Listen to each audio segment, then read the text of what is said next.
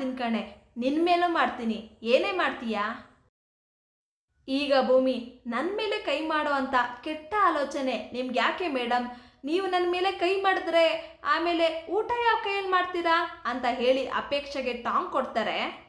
ಈಗ ಸಂಗೀತ ಅವರು, ಭೂಮಿ, ಅಜಿತ್, ನಾಳೆ ನೀವಿಬ್ರು ಕೆಲಸಕ್ಕೆ ರಜಾ ಹಾಕ್ಬೇಕು ಅಂತ ಹೇಳಿದಾಗ ಅಜಿತ್ ಅವರು, ಅಮ್ಮ ಪೂಜೆ ನೀವೆಲ್ಲ ಮಾಡ್ಕೊಳ್ಳಿ, ಅದಕ್ಕೆ ನಾನ್ಯಾಕೆ ರಜಾ ಹಾಕ್ಬೇಕು?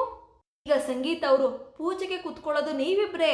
ಆ ಸೀತಾರಾಮ ಮದುವೆ ಆದ ಮುಹೂರ್ತದಲ್ಲೇ ದೇವರ ಸಾಕ್ಷಿಯಾಗಿ, ಗುರು ಹಿರಿಯರ ಸಾಕ್ಷಿಯಾಗಿ ಅಜಿತ್ ಭೂಮಿ ಕತ್ತಿಗೆ ತಾಳಿ ಕಟ್ತಾನೆ ಅಂತ ಹೇಳಿದಾಗ ಎಲ್ಲರಿಗೂ ಶಾಕ್ ಆಗತ್ತೆ.